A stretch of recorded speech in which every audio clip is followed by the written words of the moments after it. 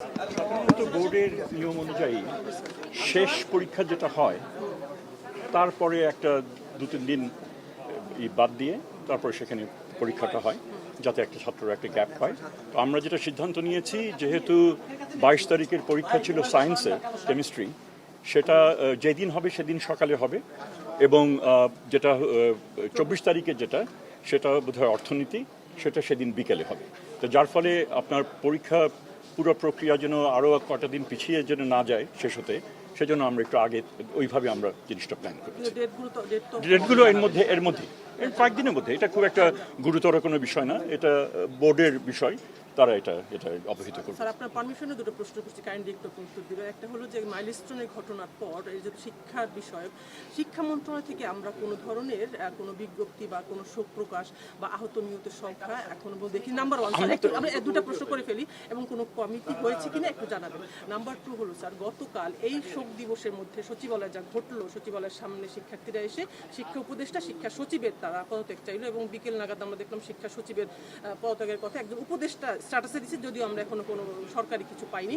Sir, আপনার পদত্যাগও তারা চাচ্ছে, বিষয়গুলো নিয়ে যদি আপনি বলেন। আসলে আপনার প্রথমটা আরেকবার বলেন, একটা করে বলেন, সুবিধা হয়। প্রথমটা হলো যে এই ঘটনার পর, মাইলস্টোনের পর আপনার মন্ত্রণালয় থেকে এখনো কোনো ধরনের শোক প্রকাশ বা আহত নিহত সংখ্যা বা কোনো ধরনের কমিটি করা? শুনেন, এই মন্ত্রণালয় হচ্ছে রাষ্ট্রের একটি অঙ্গ, এবং যেখানে প্রধান উপদেষ্টা নিজে এখানে শোক জাতির কাছে তিনি চ্যানেলের মাধ্যমে তিনি সেটা প্রকাশ করেছেন, তার মানে সকলের হয়ে, সকল মন্ত্রণালয়, সকল পুরো রাষ্ট্র যে যন্ত্র, রাষ্ট্র প্রক্রিয়া, তার হয়েই তিনি করেছেন। সেটা আলাদাভাবে আমাদের করার সেরকম আমার মনে হয় কোনো অবকাশ হয়নি। হ্যাঁ, গতকাল দোয়া মাহফিল একটা প্রোগ্রাম ছিল, স্কুল কলেজ বিভিন্ন প্রতিষ্ঠানে মন্ত্রণালয়ের অধীনে দোয়া মাহফিল, সেটা মন্ত্রণালয়ে যথাযথভাবে সেটা হয়েছে। তো আর সেখানে আমরা নিজেরা, যেটা আপনার দ্বিতীয় প্রশ্ন ছিল, না, এই তদন্ত কমিটি সরকার করবে, এটা তো খালি শিক্ষা মন্ত্রণালয়ের বিষয় না, এটা বৃহত্তর একটা বিষয়। এখানে আমাদের একটা জিনিস মনে রাখতে হবে, যেই ঘটনাটা ঘটেছে সেটা অত্যন্ত বেদনাদায়ক, এবং সেটা কারোরই কাঙ্ক্ষিত না, কিন্তু এটা একটা দুর্ঘটনা, সেটা ঘটেছে, এবং সেখানে প্লেনের এই ক্র্যাশ একটা হয়েছে, এতগুলো জীবন নির্বাপিত হয়েছে, এবং সেখানে যারা অনেকেই ক্রিটিক্যাল অবস্থানে রয়েছেন। সো এই রকম একটা শোকাবহ একটা পরিবেশে আমরা ফেস করছি, এবং এখানে হ্যাপেন্স টু বি ওই জায়গাটা হচ্ছে একটা স্কুল। আমাদের সেই দিক থেকে দায়িত্ব হচ্ছে শিক্ষার্থী তারা কীরকম ছিলেন, আমাদের কি করা যেতে পারে। সেই ঘটনার আমি বোধহয় 3টার দিকে আমি খবর পাই, 3:15 মধ্যে আমি এখান থেকে রওনা হয়ে, মানে প্রধান উপদেষ্টার যে নির্দিষ্ট হয়ে আমি সেখানে চলে যাই। আর আমরা একটা মিটিং করছিলাম, সেই মিটিংয়ে অন্য সহকর্মীরা চলে যান হচ্ছে বার্ন ইউনিটে, এবং পরবর্তীকালে তারা সিএমএইচে তারা যান। সেখানে আমি 4টা থেকে 6:30 পর্যন্ত সেখানে ছিলাম বিভিন্ন, এবং সেখানে আমি মিডিয়াতেও আমি গিয়ে সেখানে ব্রিফ আমি করেছি। আমরা তারপরে সিএমএইচে এসছি, অত্যন্ত হৃদয় নিংড়ানো সেখানে বাস্তবতা। একজন প্যারেন্টস এসে বললেন যে তার বাচ্চাকে তিনি টাঙ্গাইল নিয়ে যেতে চান, এবং গাড়ি অ্যারেঞ্জ করা যায় কিনা। যথাযথ আমরা যতটুকু সম্ভব সেই নির্দেশনা দিলাম, সেটা যেন ব্যবস্থা করা হয়, সেই ব্যবস্থা হয়েছিল। শোক সন্তপ্ত পরিবারের সাথে যতটুকু তাদের সঙ্গে যোগাযোগ করা সেটা করলাম, কোনো অসুবিধা আছে কিনা। শুনলাম আমি যাওয়ার আগেই অন্যান্য উপদেষ্টারা এসে একটা বড় রকমের এখানে একটা সমস্যা হচ্ছিল, পুলিশ কর্তৃপক্ষ চাচ্ছিলেন সেখানে তাদের ব্যবচ্ছেদ করার জন্য। উনি তখন নির্দেশ দিলেন, যেহেতু আমরা ব্যবচ্ছেদ করা, সে কারণ হচ্ছে কিসের জন্য মৃত্যুটা হয়েছে। ডিজাইন, এলিগেন্স, বিউটি, সেরা পণ্য সবার জন্য জেভিকো। যেহেতু এটা অত্যন্ত অবভিয়াস যেটা প্লেন ক্র্যাশে হয়েছে, তখন নির্দেশ দেওয়া হলো, এবং এবং পেরেন্টসরা অত্যন্ত ইসের মধ্যে ছিলেন যে আমার এই বাচ্চা কেন আবার করা হবে, আমরা তো সবাই জানি। তো সেই পরিপ্রেক্ষিতে নির্দেশনা তাদেরকে দেওয়া হলো, তারপরে তারা নিবৃত্ত থাকলেন, এবং আলটিমেটলি ডিসিজ ফ্যামিলিজ তারা তাদেরকে নিয়ে গেলেন। সেখান থেকে আমি একটু ব্যাখ্যাটা একটু করতে চাই, সুযোগ যেহেতু পেয়েছি। আমি নিজেই আপনাদেরকে ডাকতাম, কাইন্ডলি আপনারা এসছেন, আমি অত্যন্ত আনন্দিত। সেখান থেকে আমরা তখন বার্ন ইউনিটে আমরা আসলাম, এবং আমরা অবশ্যই 1 ইউনিটে দেখলাম এবং যেভাবে যতটুকু সম্ভব তখন সিঙ্গাপুরের সাথে তারা যোগাযোগ করতে চেষ্টা করছিলেন। সো রাত 10টা পর্যন্ত 9:30 10টা পর্যন্ত সেখানেই ছিলাম।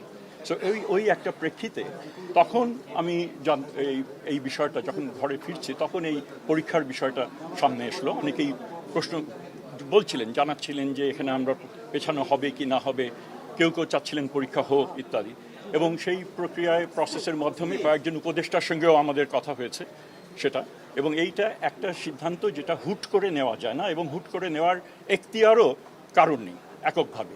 তো সেখানে সেই প্রক্রিয়া যেরকমভাবে পরীক্ষা কন্ডাক্ট করার জন্য একটা রোল ডাউন করতে হয়, আবার পরীক্ষা যদি না হয় সেটা আবার রোল ব্যাক করার কিন্তু একটা বিষয় রয়েছে, যে প্রশ্নপত্রগুলো চলে গিয়ে থাকলে এক ধরনের বিষয় হবে, লোকাল অ্যাডমিনিস্ট্রেশনকে জানানো ইত্যাদি, সেগুলো ফিরিয়ে আনা, এই বিষয়গুলো নিশ্চিত করেই কিন্তু আমরা তখন হয়েছে সিদ্ধান্ত যখন হলো যে এটা আমরা পেছাবো, সেটা নির্দিষ্ট সময় হয়েছে এবং পরবর্তীকালে এটা জানিয়ে দেওয়া হয়েছে। কাজেই পরীক্ষা যেটা একটা ধারণা হয়তো রয়েছে যে একক সিদ্ধান্তে অনেক আগেই দ্রুতই এটা নেওয়া যেতে পারতো, এটা বোধহয় এই ধারণাটা একেবারেই সঠিক না।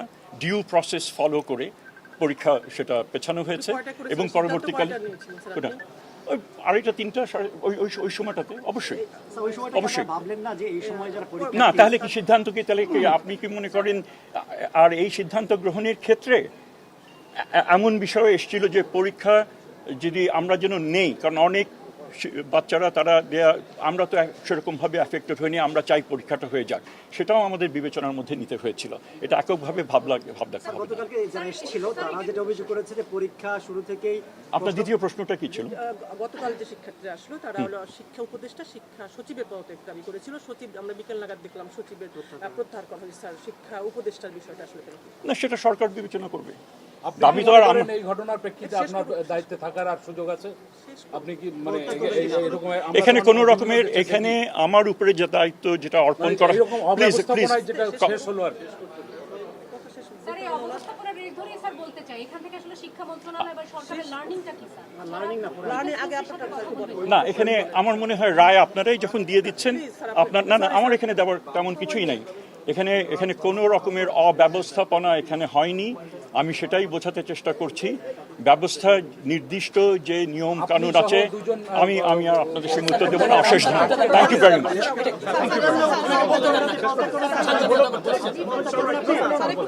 না, এটা কোনো কথা হলো না তো।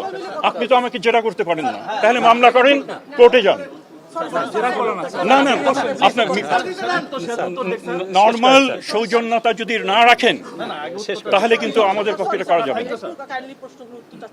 না। আমি তো সেটাই বলেছি যে সেক্রেটারি রিজাইন করেছেন, যারা রিজাইন করেছেন মানে কি ওনাকে অব্যাহতি যেটা দেওয়া হয়েছে সেটা উচ্চতর একটা কমিটির সিদ্ধান্ত এবং আমি সারাদিনের সেই সিদ্ধান্তের সঙ্গে আমি যুক্ত ছিলাম না। কেন দেওয়া হয়েছে সেটার উত্তর আমি দিতে পারবো না। দ্বিতীয়ত হচ্ছে আমার চাওয়া হয়েছে, আমি নিজের থেকে করার কোনো অভিপ্রায় নেই, কারণ আমি এখানে আমার কাজের কোনো এখানে ব্যত্যয় হয়েছে বলে আমি মনে করি না। আপনাদেরকে আমি ঘটনা পরম্পরায় আপনাদেরকে জানালাম, আপনারা সেটা বিবেচনা করবেন, সেটা ঠিক কি ঠিক আমার মনে হয় না। আর যদি আমার তো নিয়োগকর্তাও রয়েছেন, তারাও যদি এখানে মনে করেন যে এখানে ব্যত্যয় ঘটেছিল, তো আমাকে যেতে বললে আমি অবশ্যই চলে যাব। আমার কোনো এখানে আঁকড়ে ধরার, নিজেকে জাস্টিফাই করার কোনো কিছু নয়। তবে আপনি প্লিজ আর আমাকে করবেন না। তো আমার এতটুকু এখানে আমি একটা প্রশ্ন করব স্যার। স্যার, সামগ্রিকভাবে আমি আপনার তো অনেকগুলো দুই একজন আমি একটা প্রশ্ন করতে চাই স্যার। সামগ্রিকভাবে তো মানে শিক্ষার্থী, অভিভাবক সবার মধ্যে অব্যবস্থাপনা বা সবাই একটু ভোগান্তির মধ্যে পড়েছে, সেই জায়গায় কি আপনারা একটু রিগ্রেট করবেন বা কিছু? না, এখানে ভোগান্তির মধ্যে আমার এই যে ব্যাখ্যা যেটা দিলাম, তারপরেও যদি আমার ধারণা তারা এই ব্যাখ্যা দেওয়ার তারা যদি ভেবে থাকেন তারা ভোগান্তির মধ্যে পড়েছিলেন, তাদের সেই ধারণাটা পাল্টাবে বলে আমি মনে করি। আবার বাস্তবে অনেক শিক্ষার্থী রয়েছেন এবং তাদের পিতামাতা রয়েছেন, তারা অসন্তুষ্ট হয়েছেন যে এটা কেন সময় মতো হলো না, এই বাস্তবতাও কিন্তু রয়েছে। তো কাজে সেটাও একটু বিবেচনার মধ্যে নিতে হবে। এই ধরনের সিদ্ধান্ত হুট করে নেওয়া এটা মোটেই সঠিক না। যেরকম প্ল্যান করতে হয় রোল ব্যাক করতে হলেও সময় লাগে এবং যথাযথভাবে হয়েছে, বা এটা যদি আগে নেওয়া যেত ভালো হতো, কিন্তু আগে নেওয়া সেটা সম্ভব হয়নি সঙ্গত কারণে। এটা নিয়ে এই বিষয় নিয়ে আর অন্য কোনো প্রশ্ন থাকবে? সে মাইলস্টোন কলেজের শিক্ষার্থী যারা মারা গেছে বা আহত হয়েছে, গার্ডিয়ান মিনিস্ট্রি হচ্ছে আপনাদের, এটা শিক্ষা মন্ত্রণালয়। আপনারা কি ক্ষতিপূরণের জন্য কোনো ব্যবস্থা করবেন বা বিমান বাহিনীকে চাইবেন কিনা ক্ষতিপূরণ, যেহেতু বড় একটা আমাদের তাদের সাথে আমরা কালকে, আপনারা জানেন, আমরা দুজন উপদেষ্টা এবং আমার চিফ অ্যাডভাইজারের প্রেস সেক্রেটারি আমরা সেখানে গিয়েছিলাম। কেন গিয়েছিলাম সেটা আপনাদেরকে বলি। আমাদের মূল উদ্দেশ্য ছিল ফর্মালি স্কুলকে গিয়ে কন্ডোলেন্স জানানো on behalf of the government instructed by the chief adviser, সেটা আমাদের ছিল। আমাদের দ্বিতীয় যেটা ছিল যে সেখানে পরিবার যাদের মারা গেছেন, যে সমস্ত বাচ্চা চলে গেছেন, তাদের পরিবারগুলোর সঙ্গে যোগাযোগ করা। সেই উদ্দেশ্যেই আমরা সেখানে গেলাম। যাবার আগে থেকেই অবশ্য আমরা একটা দাবিনামা, 6 দফা দাবিনামা আমরা সেটা পেয়েছিলাম। তার ভিত্তিতে আমরা ছাত্রদের সঙ্গে একটু সেখানে উত্তেজনাকর পরিবেশ, সেখানে সকালে অতটা ছিল না, কিন্তু আমাদের 2-2.5 ঘন্টা আলাপে এবং আমাদের প্রথম যে কথাটা উপদেষ্টা আসিফ নজরুল সাংবাদিকদেরকে বলেছিলেন, যে সেটা আর ছাত্রদেরকে বলেছিলেন যে অত্যন্ত আমরা মনে করি যৌক্তিক দাবি দাওয়া সেগুলো ছিল। 2-1টার ব্যাপারে কিছুটা সংবেদনশীলতা ছিল, সেগুলো আমরা তাদের সঙ্গে সেটা বলি, সেই হিসাবে একটুখানি পরিবর্তন করা হলো এবং সেই বেসিসে আমরা তাদের সঙ্গে আলাপ হলো। আমরা তখনই আমাদেরকে মানে চলে যেতে আমরা ভেবেছিলাম এটা শেষ হবে। কোনো কারণে দেখা গেল উত্তেজনা আরও প্রলম্বিত হলো, বাইরের থেকেও লোকজন এটা আসলেন এবং আমরা পত্রপত্রিকা আপনাদের মাধ্যমেই জেনেছি এখানে কি ধরনের ঘটনা ঘটেছে, ইনফিলট্রেশন কিভাবে হয়েছিল অ্যান্ড অল দ্যাট। আমরা কখনোই চাইনি এখানে বল প্রয়োগের মাধ্যমে আমাদেরকে, এটা কিন্তু রাস্তাটা খুব একটা বেশি না, ওই স্কুল থেকে যেই মেইন পয়েন্ট যেখানে বড় রাস্তায় যাওয়া খুবই 1/4 মাইলও হবে না, তার থেকেও কম, কিন্তু সেখানে কোনো রকমের জন্য বল প্রয়োগ করা না হয় সেটা আমরা নিশ্চিত করতে চেয়েছি। প্রয়োজনে আমরা এখানে 1-2 দিন থাকবো, সেটাও আমরা মানসিকভাবে সিদ্ধান্ত নিয়েছিলাম এবং সেই হিসাবে আমরা অপেক্ষা করেছি। পরবর্তীকালে আমরা সেখান থেকে চলে এসেছি। এখানে যেই দাবি দাওয়াগুলো আপনি যেটা বলছেন সেগুলো অবশ্যই সেখানে আছে, সরকার সেই বিষয়ে বিবেচনা করছেন, আমরা সেই কমিটমেন্ট আমরা দিয়ে এসেছি। আমরা এটুকুও বাড়তি, ওরা যেটা চাইনি সেটা যেটা বলেছে যে যারা গত হয়েছেন তাদের পরিবারের জন্য কবরস্থানে জায়গা, সেখানে স্পেস সেখানে দেওয়া হয়েছে। এই ধরনের যতটুকু সম্ভব আমরা এটা করব। আমরা সংবেদনশীল, তাদের চিকিৎসারও যথাযথ ব্যবস্থা সেগুলো সেখানে করা হবে। আমার কলিগের একটা প্রশ্ন ছিল, এখান থেকে আসলে শিক্ষা মন্ত্রণালয় এবং সরকারের লার্নিংটা কি আপনারা ডিফেন্স মিনিস্ট্রির সাথে কথা বলবেন কিনা? না, এখানে ডিফেন্স মিনিস্ট্রির সাথে আমাদের কথা বলার কিছু নেই। এখানে সরকারের বিভিন্ন কর্তৃপক্ষ রয়েছেন, যথাযথ কর্তৃপক্ষ, তাদের সাথে আমরা সেখানে কমিট করে এসেছি যে এই আমরা তাদেরকে অবহিত করব। সেটা কোন মাধ্যমে যাবে, কি সেটা অ্যাডমিনিস্ট্রেটিভ ডিসিশনস, সেগুলো সেরকমভাবে এটা হবে। এটা সবচেয়ে গুরুত্বপূর্ণ একটা বিষয় ছিল যে তারা জানতে চাচ্ছিলেন যে আপডেটেড ইনফরমেশন। আমরা তখনই এটা আমরা যাওয়ার আগেই সিদ্ধান্ত নিয়েছিলাম যে একটা কন্ট্রোল রুম ওইখানে আমরা করব, মানে স্কুল কর্তৃপক্ষ করবেন, যেখানে মন্ত্রণালয়ের প্রতিনিধি থাকবেন, ছাত্রদের প্রতিনিধি থাকবেন, স্কুল প্রতিনিধি থাকবে এবং অ্যালুমনাই অ্যাসোসিয়েশনের তারা থাকবে। এদেরকে নিয়ে তারা আপডেটেড, যে যখনই যদি কোনো অঘটন ঘটে, হসপিটালে যদি স্ট্যাটাসে পরিবর্তন ঘটে, সেটা তাদেরকে জানানো হবে। এবং আমরা আরেকটা জিনিস একেবারে ভীষণ রকমভাবে ইনস্ট্রাকশন দিয়ে এসেছি স্কুলে, যে তোমাদের এই ঘটনাটা ঘটেছে একটা প্রেমিসের মধ্যে, গাটেড অ্যান্ড বাউন্ডেড একটা প্রেমিসের মধ্যে, একটা প্রতিষ্ঠানে, যেখানে প্রতিটা ছাত্রর রেজিস্টারের মধ্যে তাদের নাম তাদের লেখা রয়েছে, শিক্ষকদের নাম রয়েছে। এই ঘটনা যদি ঘটতো আপনার একটা পাবলিক প্লেসে, একটা বাজারে বা হাটে বা অন্য রেল স্টেশনে, ওই সমস্ত জায়গায় যদি ঘটতো, তাহলে সেটার অ্যাকাউন্ট করা খুব মুশকিল হতো। আমরা ছাত্রদেরকে আমরা এই ইনস্ট্রাকশন দিয়েছি স্কুলকে, আপনারা ইমিডিয়েটলি ছাত্রদের কাছে সেই লিস্টটা দেন এবং তাদেরকে প্রশমিত হোক, তারা বের করুক, এবং যদি কোনো থাকে, মানে এই ব্যাপারে মিসিং পার্সন থাকে, obviously authorities have to account for that. তো সেই ব্যবস্থা করে এসেছি। এখনো পর্যন্ত সেদিক থেকে আমার জানা মতে সেরকম হয়নি, সব মানে তারা এটা করছেন এবং সেই দিক থেকে তাদের যে শঙ্কা যেটা ছিল সেটা আই থিঙ্ক বহুলাংশে প্রশমিত হয়েছে এবং সেই প্রক্রিয়া এখনো অব্যাহত রয়েছে। বলছিলেন স্যার, দাবিগুলো কতদিনের মধ্যে মনে করেন লোকালয় এই ধরনের একটা প্রশিক্ষণ বিমান এভাবে কি ঠিক না, ওই বিষয়টা তো না, ওই বিষয়টা তো কালকে হাইকোর্টেরও বোধহয় একটা আজকে পত্রিকায় পড়লাম নির্দেশনা আছে। না, অবশ্যই এটা পুনর্বিবেচনা তো ডেফিনেটলি দাবিদার, যে এই ধরনের এটা হওয়া দরকার এবং আমরা ওদের দাবির মধ্যে রয়েছে, আমরা তার সাথে সহমত প্রকাশ করি। Thank you. কতদিনের মধ্যে এটা বলার জন্য আসছে? এই দাবিগুলো তো বিভিন্ন রকমের দাবি, কোনোগুলি ইমিডিয়েটলি করা গেছে, যেটা হচ্ছে ওই কন্ট্রোল কমিটি করা। কিছু কিছু সময় লাগবে, কারণ আপনার যেটাকে বলে হয় যে কম্পেনসেশন, এগুলো ওয়ার্কআউট করতে হবে, এগুলো সম্ভব না। তো আমরা দ্রুততম সময়ের মধ্যে এই বিষয়গুলো আমরা করব, কারণ আমরা জানি এটা পুরো জাতি তাকিয়ে আছে এই ক্ষেত্রে বড় রকমের একটা শোকাবহ একটা বিষয়, এবং সেখানে যতটুকু পারা যায় অনিশ্চয়তা, সন্দেহ, এগুলোকে আমাকে অ্যাড্রেস করা, এবং আপনাদের একটা বিশাল এক্ষেত্রে ভূমিকা রয়েছে মিডিয়া, এবং আমরা আশা করি সংবেদনশীলতার সাথে এবং বস্তুনিষ্ঠ যেন এখানে করা হয়, আপনার সংবাদ যেন পরিবেশন করা হয়।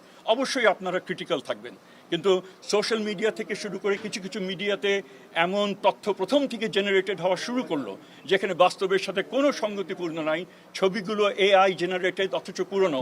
এই সমস্ত ইররেসপন্সিবল জার্নালিজম ঠিক বলবো না, এই ধরনের যে রিপোর্টিং, এটা শুধুমাত্র লোকজনদেরকে বিভ্রান্ত করে তা না, একই সাথে সাথে এটা অসম্মানজনকও বটে যারা এখানে নিহত হয়েছে, তাদের পরিবার, তাদের মেমরি, এগুলোকে নিশ্চিতভাবে এটা তাদের প্রতি অসম্মানজনক। সেই কথা বিবেচনা করে আপনাদের মাধ্যমে আমি এটা সকলকে জানাচ্ছি যে থেকে নিবৃত্ত থাকার জন্য। অশেষ ধন্যবাদ। Thank you sir.